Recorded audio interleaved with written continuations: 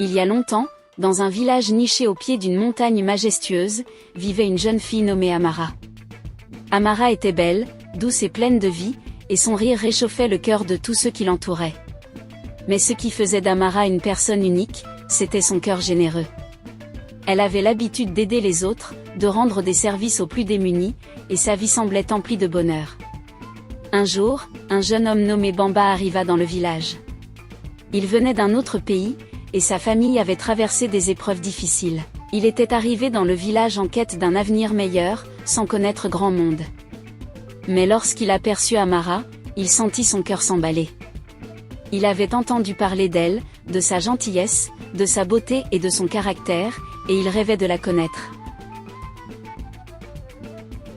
Bamba, bien qu'introverti, se décida à lui parler un matin, lorsqu'il la croisa en train de cueillir des fleurs près de la rivière.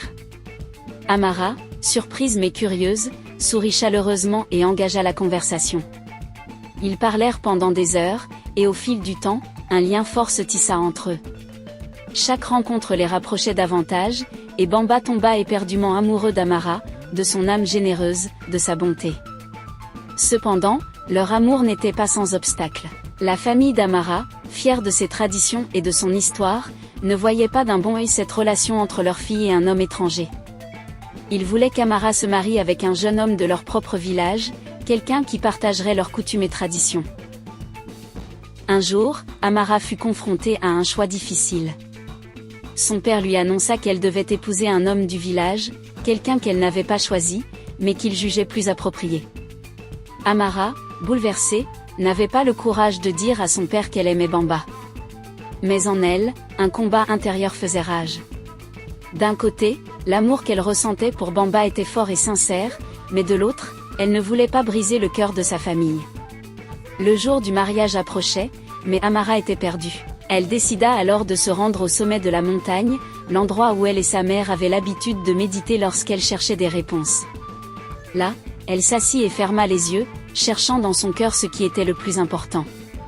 Elle se souvint des moments passés avec Bamba, de la joie et de la complicité qu'ils partageaient. C'est alors qu'une voix douce, celle de sa mère, se fit entendre dans le vent. L'amour véritable ne se trouve pas dans ce que le monde attend de toi, mais dans ce que ton cœur désire vraiment. N'aie pas peur de suivre ton cœur, même si le chemin est difficile. Amara comprit alors que l'amour qu'elle ressentait pour Bamba ne pouvait être ignoré. Le lendemain, elle alla voir son père et, avec courage, lui expliqua ses sentiments. Elle lui parla de Bamba, de ce qu'il représentait pour elle et de l'amour pur qu'ils partageaient. Bien que son père fût initialement choqué, il finit par voir la sincérité dans ses yeux et la profondeur de son amour. Le père d'Amara, après des jours de réflexion, comprit que l'amour ne devait pas être contraint par les traditions, mais qu'il devait être libre, sincère et basé sur le respect mutuel. Il donna alors sa bénédiction à Amara et Bamba, acceptant leur union. Le mariage de Bamba et Amara fut une grande célébration, non seulement pour leur amour, mais aussi pour l'unité entre les peuples, les cultures et les traditions. Ils vécurent heureux, montrant à tous que l'amour véritable, quand il est sincère, transcende les frontières, les obstacles et les attentes. Merci d'avoir écouté l'histoire de l'amour au-delà des frontières. Si cette histoire vous a touché, n'oubliez pas de vous abonner à la chaîne pour plus de récits inspirants. Partagez également avec vos amis pour répandre l'amour et la beauté des histoires. À très bientôt pour une nouvelle aventure. Cœur scintillant.